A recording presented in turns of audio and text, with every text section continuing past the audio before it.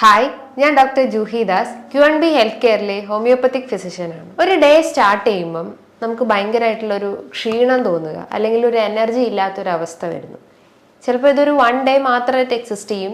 May be അത് 1 to 2 days അല്ലെങ്കിൽ ഒരു 1 week ഒക്കെ കണ്ടിന്യൂസ് ആയിട്ട് ഇങ്ങനെ ഒരു വീക്ക്നെസ് അല്ലെങ്കിൽ ഒരു വിട്ടുമാറാത്തൊരു ക്ഷീണം അനുഭവപ്പെടുകയാണെങ്കിൽ ഒരുപാട് കാരണങ്ങളുണ്ടാകും. നമ്മുടെ ബോഡിയിൽ പല ചേഞ്ചസ് കൊണ്ടാവും ഇത്തരം ക്ഷീണം വീക്ക്നെസ്സും ഒക്കെ അനുഭവപ്പെടുന്നത്.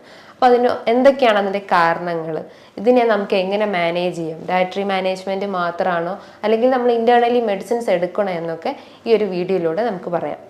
മെയിനായിട്ട് അല്ലെങ്കിൽ ഈ ഒരു ക്ഷീണം അല്ലെങ്കിൽ ഒരു വീക്ക്നെസ് അനുഭവപ്പെടാൻ ഒരുപാട് കാരണങ്ങളുണ്ട്. മെയിനായിട്ട് നമുക്ക് പറയാം നമ്മുടെ ശരീരത്തിൽ എന്തെങ്കിലും കുറവുകൾ കൊണ്ട്, അതായത് മെയിൻലി ന്യൂട്രീഷണൽ ഡെഫിഷ്യൻസി ആയിട്ട് നമുക്ക് പറയാം. വൈറ്റമിൻ B12, വൈറ്റമിൻ B6, നമ്മുടെ ശരീരത്തിൽ അയണിൻ്റെ അളവ് കുറഞ്ഞു കഴിഞ്ഞാൽ, അതായത് പ്രോപ്പറായിട്ട് നമ്മളെ രക്തത്തിലേക്ക് അയൺ കറക്റ്റായിട്ട് ആഗിരണം ചെയ്തിട്ടില്ലെങ്കിൽ നമുക്കൊരു വീക്ക്നെസ് അനുഭവപ്പെടാം. വൈറ്റമിൻ Dൻ്റെ കുറവുണ്ട്, അതായത് നമുക്ക് കൃത്യമായിട്ട് നമ്മൾ വെയിൽ കൊള്ളുകയോ അല്ലെങ്കിൽ ഒരു രാവിലെ ഒരു 10 മുതൽ ഒരു 3 മണിയുള്ള ആ ഒരു വെയിൽ കഴിവതും കൊണ്ടിട്ടില്ലെങ്കിൽ നമുക്കൊരു വീക്ക്നെസ് അനുഭവപ്പെടാം. അതേപോലെ നമ്മുടെ ശരീരത്തിൽ കാൽഷ്യത്തിൻ്റെ അളവ് കുറഞ്ഞു കഴിഞ്ഞാൽ, കാൽഷ്യത്തിൻ്റെ അളവ് കുറഞ്ഞ വീക്ക്നെസ് മാത്രമല്ല, നമ്മളെ ബോൺസ്, ജോയിൻസ്, മസിൽസ് എന്നൊക്കെ ഭയങ്കര ഒരു വേദന അനുഭവപ്പെടാൻ, ഒരു ക്ഷീണം അല്ലെങ്കിൽ ഒരു സ്റ്റിഫ്നെസ്, ഒരു വീക്ക്നെസ് അനുഭവപ്പെടാനുള്ളൊരു ചാൻസസ് ഉണ്ട്. സോ മെയിൻലി ന്യൂട്രീഷണൽ ഡെഫിഷ്യൻസി നമുക്ക് പറയാം. മറ്റൊരു പ്രധാനപ്പെട്ട ഒരു കാരണം എന്ന് പറഞ്ഞു കഴിഞ്ഞാൽ നമ്മൾ പ്രോപ്പറായിട്ട് നമ്മൾ ഉറങ്ങിയിട്ടില്ലെങ്കിൽ, ഒരു 6 to 7 hours അല്ലെങ്കിൽ 7 to 8 hours നമ്മൾ ഒരു സ്ലീപ്പ് സൈക്കിൾ മെയിൻറ്റെയിൻ ചെയ്തിട്ടില്ലെങ്കിൽ നമുക്ക് വീക്ക്നെസ് അനുഭവപ്പെടാനുള്ളൊരു ചാൻസസ് ഉണ്ട്. ഒരു ത്രൂ ഔട്ട് ഒരു നൈറ്റ് നമ്മൾ കണ്ടിന്യൂസ് ആയിട്ട് നമ്മളൊരു ആക്ടിവിറ്റീസിൽ ഇൻവോൾവ് ചെയ്യുക, അല്ലെങ്കിൽ നമ്മൾ ഗാഡ്ജറ്റ്സ് പോലത്തെ മൊബൈൽ ഫോൺസും TV-യിലൊക്കെ കണ്ടിന്യൂസ് ആയിട്ട് നമ്മൾ ആ ഒരു സ്ക്രീൻ ടൈം യൂസ് ചെയ്ത് കഴിഞ്ഞാൽ നമുക്ക് ആ ഒരു സ്ലീപ്പ് ഡിസ്റ്റർബ് ആവും. അപ്പോൾ നെക്സ്റ്റ് ഡേ നമ്മൾ രാവിലെ എഴുന്നേൽക്കുമ്പോൾ നമുക്ക് ആ ഒരു ക്ഷീണം അനുഭവപ്പെടാം. ഒരു ആക്ടിവിറ്റീസ് നമുക്ക് ചെയ്യാൻ പറ്റത്തില്ല. ഫിസിക്കലി നമുക്ക് ചെയ്യണമെന്നുണ്ടാവും, അല്ല മെൻ്റലി നമുക്ക് ചെയ്യണമെന്നുണ്ടാവും, പക്ഷേ ഫിസിക്കലി നമുക്കത് ഇൻവോൾവ് ചെയ്യാം അല്ലെങ്കിൽ ആ ഒരു ആക്ടിവിറ്റീസിൽ ഇൻവോൾവ് ചെയ്യാൻ പറ്റാത്തൊരവസ്ഥ വരുന്നു. അപ്പം നമുക്ക് പ്രോപ്പറായിട്ട് നമ്മൾ ഉറങ്ങിയിട്ടില്ലെങ്കിൽ ഈ ഒരു വീക്ക്നെസ് അനുഭവപ്പെടാനുള്ള ഒരു ചാൻസസ് ഉണ്ട്. മറ്റൊരു കാരണം എന്ന് പറഞ്ഞു കഴിഞ്ഞാൽ നമുക്ക് എന്തെങ്കിലും വൈറൽ ഇൻഫെക്ഷൻസ് വന്നു പോയി കഴിഞ്ഞാൽ, അതായത് ചിക്കൻ ഗുനിയ, മലേറിയ, ഡെങ്കു പോലത്തെ എന്തെങ്കിലും ഒരു വൈറൽ ഇൻഫെക്ഷൻ, അല്ലെങ്കിൽ പോസ്റ്റ് വൈറൽ ഫെറ്റീഗ് എന്നൊക്കെ പറയാം. ഒരു ഇൻഫെക്ഷൻസ് നമ്മുടെ ബോഡിയിൽ കയറി കഴിഞ്ഞാൽ നമുക്ക് ദഹന വ്യവസ്ഥ ഇംപ്രോപ്പർ ആവും, സ്ലീപ്പ് ഡിസ്റ്റർബൻസ് ഉണ്ടാവും, നമ്മൾ മൂഡ് സ്വിങ്സ് ഉണ്ടാവും, അങ്ങനെ പല രീതിയിലുള്ള ഒരു ഹോർമോൺ ഇംബാലൻസ് ഒക്കെ നമ്മളെ ബോഡിയിൽ നടക്കും.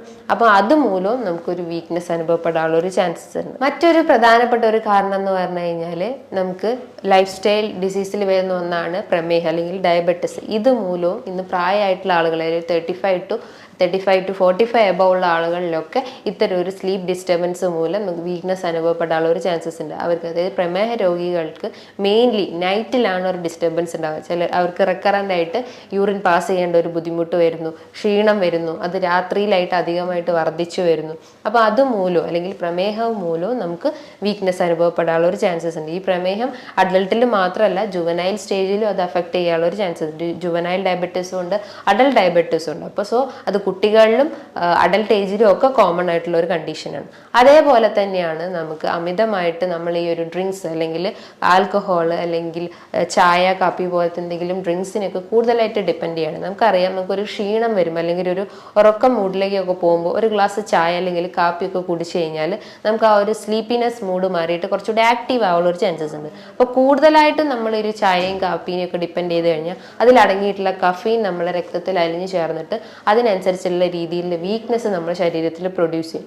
സോ ഡെയിലി നമ്മൾ 4-5 ഗ്ലാസ് ചായ കുടിക്കുന്ന ആളുകളാണെങ്കിൽ അത് 1-2 ഗ്ലാസ്സിലേക്ക് കഴിവതും കുറയ്ക്കാൻ ശ്രമിക്കാം. അതേപോലെ തന്നെയാണ് നമുക്ക് കണ്ടിന്യൂസ് ആയിട്ട് ഒരു ക്രോണിക് ആയിട്ട് നമ്മളെ മൈൻഡിന് എന്തെങ്കിലും ഒരു ട്രോമ വന്നിട്ടുണ്ടെങ്കിൽ, അതായത് ഡിപ്രഷൻ സ്റ്റേജിലോട്ടൊക്കെ പോവുകയാണെങ്കിലും ഈ ഒരു വീക്ക്നെസ് അനുഭവപ്പെടാം. ഡിപ്രഷൻ എന്ന് പറയുമ്പോൾ ഒരു വിഷാദ രോഗത്തിലേക്കൊക്കെ നമ്മൾ കടന്നു പോവുകയാണെങ്കിൽ, നമുക്ക് എന്തെങ്കിലും ഒരു പാസ്റ്റ് ഹിസ്റ്ററി ഉണ്ടെങ്കിൽ, അതായത് നമ്മൾ അത്രയും ഇമ്പോർട്ടൻ്റ് ആയിട്ടുള്ള ഒരാളുകളൊക്കെ പാസ് ചെയ്ത് പോയി അല്ലെങ്കിൽ ഡെഡ് ആയി പോയി കഴിഞ്ഞാലൊക്കെ നമുക്കൊരു മൈൻഡിനെ വല്ലാതെ എഫക്റ്റ് ചെയ്യും. അപ്പോൾ അതുമൂലവും നമുക്ക് മെൻ്റലിയും നമ്മൾ ഫിസിക്കലിയും വീക്ക് ആവാനുള്ള ഒരു ചാൻസസ് ഉണ്ട്.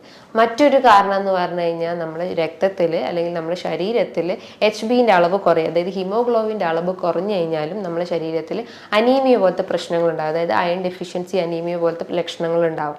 അപ്പോൾ അതുമൂലം നമുക്ക് വീക്ക്നെസ് അനുഭവപ്പെടാം, വെയിറ്റ് ലോസ് ഉണ്ടാവാം, സ്ലീപ്പിൽ ഡിസ്റ്റർബൻസ് ഉണ്ടാവാം, നമ്മുടെ ദഹന വ്യവസ്ഥ ഇംപ്രോപ്പർ ആവാം, അങ്ങനെ പല രീതിയിലുള്ള സിംറ്റംസ് നമ്മളെ ബോഡിയിൽ കാണിച്ചെന്ന് വരാം. മറ്റൊരു കാരണം എന്ന് പറഞ്ഞു കഴിഞ്ഞാൽ നമുക്ക് യൂറിനറി ഇൻഫെക്ഷൻസ് വരിക, റെക്കറൻ്റ് ആയിട്ട് നമുക്ക് യൂറിനറി ട്രാക്ട് ഇൻഫെക്ഷൻസ് ഒക്കെ വരുവാണെങ്കിൽ അത് കോമൺലി ഫീമെയിൽസിലാണ് ഉള്ളത്. അപ്പോൾ അതുമൂലവും നമുക്ക് ക്ഷീണം അല്ലെങ്കിൽ വീക്ക്നെസ് ഒക്കെ അനുഭവപ്പെടാം. മറ്റൊരു പ്രധാനപ്പെട്ട ഒരു കാരണം എന്ന് പറഞ്ഞു കഴിഞ്ഞാൽ തൈറോയിഡ് റിലേറ്റ് ചെയ്തിട്ടുള്ള എന്തെങ്കിലും ഒരു ഇഷ്യൂസ് ഉണ്ടെങ്കിൽ, തൈറോയിഡ് എന്ന് പറയുമ്പോൾ മെയിൻലി ഹൈപ്പോതൈറോയിഡിസം ആണ്. ഹൈപ്പോതൈറോയിഡിസം എന്ന് പറയുമ്പോൾ അവരുടെ ബോഡിയിലുള്ള തൈറോയിഡ് ഫങ്ഷൻസ് എല്ലാം ഒരു ലോ സ്റ്റേജിലോട്ട് പോകുന്നു. അതായത് സ്ലീപ്പ് ആണെങ്കിൽ സ്ലീപ്പിൽ ഡിസ്റ്റർബൻസ് ഉണ്ടാവുന്നു, ദഹന വ്യവസ്ഥയാണെങ്കിൽ കോൺസ്റ്റിപ്പേഷൻ പ്രശ്നങ്ങൾ ഉണ്ടാകുന്നു, സ്കിന്ന് നോക്കുകയാണെങ്കിൽ ഭയങ്കര ഡ്രൈനെസ് അനുഭവപ്പെടുന്നു, ഗിഡിനെസ് അല്ലെങ്കിൽ ഒരു തലകറക്കം പോലത്തെ പ്രശ്നങ്ങൾ ഉണ്ടാകുന്നു, തലവേദന അനുഭവപ്പെടുന്നു, മൂഡ് സ്വിങ്സ് ഉണ്ടാകുന്നു, അതായത് സങ്കടവും ദേഷ്യമൊക്കെ ഒരു മാറി മാറി വരുന്ന ഒരു അവസ്ഥ വരുന്നു. സോ തൈറോയിഡ് ഇഷ്യൂസ് ഉള്ള ആളുകളിലും ഈ ഒരു ക്രോണിക് ആയിട്ട് ഒരു വീക്ക്നെസ് അനുഭവപ്പെടാനുള്ള ഒരു ചാൻസസ് ഉണ്ട്. മറ്റൊരു കാരണം എന്ന് പറഞ്ഞു കഴിഞ്ഞാൽ ഡീഹൈഡ്രേഷൻ. നമ്മുടെ ശരീരത്തിൽ ജലാംശം നഷ്ടപ്പെട്ട് കഴിഞ്ഞാൽ അല്ലെങ്കിൽ പ്രോപ്പറായിട്ട് നമ്മുടെ ശരീരത്തിൽ വാട്ടർ ബാലൻസ് ഇല്ലെങ്കിൽ, ഇലക്ട്രോലൈറ്റ്സും മിനറൽസും എല്ലാം നമ്മുടെ ശരീരത്തിൽ നിന്ന് നഷ്ടപ്പെട്ട് കഴിഞ്ഞാലും ഈ ഒരു വീക്ക്നെസ് അനുഭവപ്പെടാം. ചിലർക്ക് സോഡിയം പൊട്ടാസ്യം ഒക്കെ നമ്മുടെ ശരീരത്തിൽ കുറഞ്ഞു കഴിഞ്ഞാൽ പല രീതിയിലുള്ള ഫെറ്റീക്ക് അല്ലെങ്കിൽ കിതപ്പും പാൽപിറ്റേഷൻസും ഒക്കെ വരാനുള്ളൊരു ചാൻസസ് ഉണ്ട്. സോ ഇലക്ട്രോലൈറ്റും വാട്ടർ ബാലൻസും നമ്മൾ വാട്ടർ മെയിൻറ്റെയിൻ ചെയ്യാൻ ശ്രമിക്കുക. അതേപോലെ തന്നെയാണ് നമ്മളെ ഡ്യൂട്ടി, നമ്മൾ വർക്ക് ചെയ്യുന്ന രീതിയിൽ ഡ്യൂട്ടിയിൽ എന്തെങ്കിലും വേരിയേഷൻസ് വരികയാണെങ്കിൽ, അതായത് പ്രോപ്പറായിട്ട് നമ്മൾ ആ ഒരു സ്ലീപ്പ് സൈക്കിൾ മെയിൻറ്റെയിൻ ചെയ്തിട്ടല്ലെങ്കിൽ, ചിലർക്ക് ഡേ ഡ്യൂട്ടി ഉണ്ടാവും, ചിലർക്ക് നൈറ്റ് ഡ്യൂട്ടി ഉണ്ടാവും, അങ്ങനെ പല രീതിയിലുള്ള ഡ്യൂട്ടിയിൽ ഉണ്ടാകുന്ന വേരിയേഷൻസ് മൂലം നമുക്ക് വീക്ക്നെസ്, അത് കണ്ടിന്യൂസ് ആയിട്ട് നമ്മൾ ആ ഒരു ഡ്യൂട്ടി ത്രൂ ഔട്ട് ഒരു 1 വീക്കൊക്കെ എടുക്കുകയാണെങ്കിൽ നമുക്ക് വീക്ക്നെസ് അനുഭവപ്പെടാനുള്ള ഒരു ചാൻസസ് ഉണ്ട്. അതേപോലെ തന്നെ മറ്റൊരു പ്രധാനപ്പെട്ട ഒരു കാരണം എന്ന് പറഞ്ഞു കഴിഞ്ഞാൽ നമ്മൾ ബ്രേക്ക്ഫാസ്റ്റ്, ഇന്നത്തെ ഒരു ജനറേഷൻ എന്ന് പറഞ്ഞു കഴിഞ്ഞാൽ ജോലി തിരക്കിൻ്റെ ഇടയിലൊക്കെ ആയിട്ട് നമ്മൾ ബ്രേക്ക്ഫാസ്റ്റ് സ്കിപ്പ് ചെയ്യുന്നു. നമുക്കറിയാം ബ്രേക്ക്ഫാസ്റ്റ് എന്ന് പറഞ്ഞു കഴിഞ്ഞാൽ ഒരു ബ്രെയിൻ ഫുഡാണ്. അതൊരു ഫാസ്റ്റിംഗ്, നമ്മൾ നൈറ്റിൽ ഒരു 8 to 8:30 ഉള്ളിൽ ആ ഒരു ഡിന്നർ കഴിച്ചതിന് ശേഷം ഒരു 10 hours അല്ലെങ്കിൽ ഒരു 8 hours ഗ്യാപ്പിലാണ് നമ്മൾ നെക്സ്റ്റ് ഡേ ഒരു ബ്രേക്ക്ഫാസ്റ്റ് കഴിക്കുന്നത്. അപ്പോൾ അത്രയും ഒരു ബോഡിയിലുള്ള ഒരു മെറ്റബോളിസം ചേഞ്ച് ചെയ്തതിന് ശേഷം അല്ലെങ്കിൽ ഒരു ഫാസ്റ്റിങ്ങിന് ശേഷമാണ് നമ്മളൊരു ഫുഡ് കഴിക്കുന്നത്. അത് പ്രോപ്പറായിട്ട് കഴിച്ചിട്ടില്ലെങ്കിൽ നമുക്ക് വീക്ക്നെസ് അനുഭവപ്പെടാം. ചിലർക്ക് തല കറങ്ങി വീഴുന്നത് പോലെ അല്ലെങ്കിൽ തലയ്ക്കൊരു ഗിഡിനെസ് അല്ലെങ്കിൽ ഒരു ഭാരം അനുഭവപ്പെടാനുള്ള ഒരു ചാൻസസ് ഉണ്ട്. ഇത്തരം കാരണങ്ങൾ അല്ലെങ്കിൽ ഇത്തരം കുറേ റീസൺസിൽ കുറച്ച് പറഞ്ഞിട്ടുള്ള ഇത്തരം റീസൺസ് ആണ് ഈ ഒരു ക്രോണിക് ഫെറ്റിക് വീക്ക്നെസ് അല്ലെങ്കിൽ ക്രോണിക് ഫെറ്റിക് സിൻഡ്രോമിലേക്ക് ലീഡ് ചെയ്യാനുള്ള ഒരു ചാൻസസ്. സോ ഇതിന് നമ്മൾ മെയിൻലി നമ്മളൊരു ബ്ലഡ് ടെസ്റ്റ് ചെയ്യുക. ബ്ലഡ് ടെസ്റ്റ് എന്ന് പറയുമ്പോൾ ഒരു Hb:ന്റെ വാല്യൂ നോക്കുക, അതായത് കംപ്ലീറ്റ് ബ്ലഡ് കൗണ്ടിൽ Hb:ന്റെ വാല്യൂ നോക്കിക്കഴിഞ്ഞാൽ അത് ലോ ആണെങ്കിൽ, നോർമലി ഒരു ഫീമെയിൽസിൽ ഒരു 12 to 14 ആണ്, 12 to 14 mg/dL ആണ് ഫീമെയിൽസിൽ Hb:ന്റെ വാല്യൂ വരുന്നത്. മെയിൽസിലാണെങ്കിൽ അതൊരു 14 to 16 ആണ്. അപ്പോൾ ഒരു 12 അല്ലെങ്കിൽ 14 ബിലോ ആയി പോകുമ്പം നമുക്ക് വീക്ക്നെസ് അനുഭവപ്പെടാം. അതുമൂലം നമുക്ക് മറ്റു രീതിയിലുള്ള ഗിഡിനെസ്സും തലവേദനയും ഒക്കെ അനുഭവപ്പെടാനുള്ള ഒരു ചാൻസസ് ഉണ്ട്. സോ Hb:ന്റെ വാല്യൂ ചെക്ക് ചെയ്യാൻ നോക്കുക. അതേപോലെ തന്നെയാണ് വൈറ്റമിൻ ഡിൻ്റെ വാല്യൂ. അതായത് നമുക്കറിയാം വൈറ്റമിൻ ഡി കുറഞ്ഞു കഴിഞ്ഞാൽ ജോയിൻസിലും മസിൽസിലും ഒക്കെ സ്റ്റിഫ്നെസ്സും മൂഡ് സ്വിങ്സും ദഹന വ്യവസ്ഥയൊക്കെ ഇംപ്രോപ്പർ ആവാനുള്ള ഒരു ചാൻസസ് ഉണ്ട്. സോ വൈറ്റമിൻ ഡി ചെക്ക് ചെയ്യുന്നത് ഏറ്റവും ഉത്തമമായിട്ടുള്ള ഒരു കാര്യമാണ്. വൈറ്റമിൻ ഡി ചെക്ക് ചെയ്ത് കഴിഞ്ഞാൽ അതിൻ്റെ ഒരു വാല്യൂ 30 to 100 ഉള്ളിൽ എന്തായാലും വന്നിരിക്കണം. അത് 30-നെക്കാട്ടും ബിലോ ആയി കഴിഞ്ഞാൽ നമുക്ക് ഇത്തരം ഡെഫിഷ്യൻസി അല്ലെങ്കിൽ ഇൻസഫിഷ്യൻസി എന്ന് പറയപ്പെടാം. മറ്റൊരു വാല്യൂ എന്ന് പറഞ്ഞാൽ നമുക്ക് അയൺ, നമ്മുടെ ബോഡിയിൽ അയണിൻ്റെ വാല്യൂ ചെക്ക് ചെയ്ത് കഴിഞ്ഞാലും നമുക്ക് അത് ലോ ആണെങ്കിലും വീക്ക്നെസ് അനുഭവപ്പെടാനുള്ള ഒരു ചാൻസസ് ഉണ്ട്. അതേപോലെ തന്നെയാണ് ഞാൻ നേരത്തെ ഒരു കോഴ്സ് പറഞ്ഞിട്ടുള്ളതാണ്, തൈറോയിഡ് റിലേറ്റ് ചെയ്തിട്ടുള്ള എന്തെങ്കിലും ഇഷ്യൂസ് ഉണ്ടെങ്കിൽ, അതായത് തൈറോയിഡ് ഫംഗ്ഷൻ ടെസ്റ്റ് ചെയ്ത് കഴിഞ്ഞാൽ അതിൽ T3, T4, TSHൻ്റെ വാല്യൂ നോക്കിക്കഴിഞ്ഞാലും അത് ഹൈപ്പോതൈറോയിഡ്സ് ആണോ അല്ലെങ്കിൽ ഹൈപ്പർ തൈറോയിഡ്സ് ആണോ എന്നൊക്കെ അറിയാൻ പറ്റുന്നതാണ്. അപ്പോൾ ഇത്തരം ബ്ലഡ് ടെസ്റ്റിലൂടെ തന്നെയാണ് നമുക്ക് വീക്ക്നെസ്സിൻ്റെ ആ ഒരു കോസ് കണ്ടെത്താൻ പറ്റത്തുള്ളൂ. ഇതിന് നമ്മൾ മെയിനായിട്ട് നമ്മൾ ഭക്ഷണത്തിലും നല്ല ന്യൂട്രിയൻസ് അടങ്ങിയിട്ടുള്ള ഭക്ഷണങ്ങൾ ഉൾപ്പെടുത്താൻ ശ്രമിക്കുക. ന്യൂട്രിയൻസ് എന്ന് പറയുമ്പോൾ നല്ല രീതിയിൽ മെയിനായിട്ട് ധാന്യങ്ങൾ എടുക്കാം. മുളപ്പിച്ചിട്ടുള്ള പയറോ അല്ലെങ്കിൽ കടലയോ ഒക്കെ നമുക്ക് മുളപ്പിച്ച് കഴിക്കുന്നത് ഏറ്റവും നല്ലതാണ്. അത് നമുക്ക് സാലഡ്സ് ആയിട്ടും അല്ലെങ്കിൽ നമ്മൾ കേർഡിലൊക്കെ മിക്സ് ചെയ്ത് കഴിക്കുന്നത് നല്ലതാണ്. അതേപോലെ തന്നെയാണ് ചെറിയ മത്സ്യങ്ങൾ എടുക്കുക. ഇതിൻ്റെ അകത്ത് ഒരുപാട് പ്രോട്ടീൻസ് അടങ്ങിയിട്ടുണ്ട്. നമ്മുടെ ശരീരത്തിൽ അടിഞ്ഞു കൂടി കിടക്കുന്ന ആ കൊഴുപ്പിനെയൊക്കെ അലിയിച്ച് കളയാൻ പറ്റുന്നതാണ്. അതിൻ്റെ അകത്ത് ഒരുപാട് omega-3 ഫാറ്റി ആസിഡ്സ് ഉണ്ട്. അതായത് അയല, മത്തി, നെത്തോലി പോലത്തെ ചെറിയ മത്സ്യങ്ങൾ കഴിവതും എടുക്കാൻ ശ്രമിക്കുക. മത്സ്യങ്ങൾ, അതായത് യൂറിക് ആസിഡ് ഉള്ള ആളുകളാണെങ്കിൽ കഴിവതും ഫിഷിൻ്റെ ആ ഒരു കണ്ടന്റ് കഴിവതും കുറയ്ക്കാൻ ശ്രമിക്കുക. അത് ഒരു വീക്ക്ലി വൺസ് ഒക്കെ കഴിക്കുന്നത് നല്ലതാണ്. കാരണം അതൊരു പ്രോട്ടീൻ കണ്ടന്റ് ആയതുകൊണ്ട് തന്നെ യൂറിക് ആസിഡിന്റെ അളവ് നമ്മുടെ ശരീരത്തിൽ കൂടാനുള്ള ഒരു ചാൻസസ് ഉണ്ട്. അപ്പോൾ യൂറിക് ആസിഡ് പേഷ്യൻസ് ഈ ഒരു പ്രോട്ടീൻ റിച്ച് ആയിട്ടുള്ള ഫിഷ് ഐറ്റംസ് ഒരു വീക്ക്ലി വൺസ് കഴിക്കുന്നത് നല്ലതാണ്. അതേപോലെ തന്നെ നമ്മൾ ഫിഷ് കഴിക്കുകയാണെങ്കിൽ അത് ബോയിൽ ചെയ്ത് കഴിവതും കഴിക്കാൻ ശ്രമിക്കുക. ഫ്രൈഡ് ഐറ്റംസ് കഴിവതും ഒഴിവാക്കിയിട്ട് അത് ഫ്രൈ ചെയ്യുകയാണെങ്കിൽ തന്നെ ഒരു കോക്കനട്ട് ഓയിൽ ഫ്രൈ ചെയ്യാൻ ശ്രമിക്കുക. അതും വീക്കിലി ഒരു ട്വൈസ് ഒക്കെ കഴിക്കുന്നത് നല്ലതാണ്. അതേപോലെ തന്നെയാണ് നമുക്ക് ലീഫി വെജിറ്റബിൾസ്, ഇലക്കറികളിൽ നല്ല രീതിയിൽ എടുക്കുക. അതിൻ്റെ അകത്ത് ഒരുപാട് അയൺ അടങ്ങിയിട്ടുണ്ട്. അതായത് മുരിങ്ങയില, ചീര, തഴുതാമ പോലത്തെ ഇലക്കറികൾ നമ്മൾ ഭക്ഷണത്തിൽ ഉൾപ്പെടുത്തുന്നത് നല്ലതാണ്. നമ്മൾ ഒരു കപ്പ് ചോറ് എടുക്കുന്നതിന് ഒരു കപ്പ് നമുക്ക് തോരനായിട്ടോ അല്ലെങ്കിൽ ഉപ്പേരിയായിട്ടോ നമ്മളെ ഡയറ്റിൽ ഉൾപ്പെടുത്തുന്നത് ഏറ്റവും നല്ല കാര്യമാണ്. ഇനിയിപ്പോൾ ദഹന പ്രശ്നങ്ങളുള്ള ആളുകളാണെങ്കിൽ അവർക്ക് ഒരു കപ്പ് തൈര് ഭക്ഷണത്തിന് ശേഷമായിട്ട് ഒരു കപ്പ് തൈരോ മോരോ കഴിക്കുന്നത് നല്ലതാണ്. അത് ദഹനത്തിൻ്റെ ആ ഒരു മോഷൻ കറക്റ്റ് ആകുക അല്ലെങ്കിൽ ബവൽ മൂവ്മെൻറ്റ്സ് ഒന്നുകൂടി ഇമ്പ്രൂവ് ആക്കാൻ, ഈ പെരിസ്റ്റാൾട്ടിക് മൂവ്മെൻറ്റ്സ് ഒക്കെ കുറച്ചുകൂടി ഇമ്പ്രൂവ് ആക്കാൻ സഹായിക്കുന്നതാണ്. അത് നമുക്ക് സാലഡ്സ് ആയിട്ടും അല്ലെങ്കിൽ അതിൻ്റെ അകത്ത് കുറച്ച് വെജിറ്റബിൾസും ഫ്രൂട്ട്സും ഒക്കെ ആഡ് ചെയ്ത് കഴിക്കുന്നതും നല്ലതാണ്.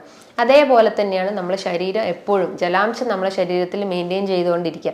ഇന്നത്തെ ഒരു ചൂട് കാരണം അല്ലെങ്കിൽ ഈ ഒരു ബോഡി ടെമ്പറേച്ചർ അല്ലെങ്കിൽ അറ്റ്മോസ്ഫിയറിക് ടെമ്പറേച്ചർ കൂടുന്നതിനനുസരിച്ച് നമുക്ക് അത്രയും വീക്ക്നെസ് അനുഭവപ്പെടാം. അപ്പോൾ നമ്മുടെ ബോഡി എപ്പോഴും ഹൈഡ്രേറ്റ് ചെയ്തുകൊണ്ടേ നിൽക്കുക.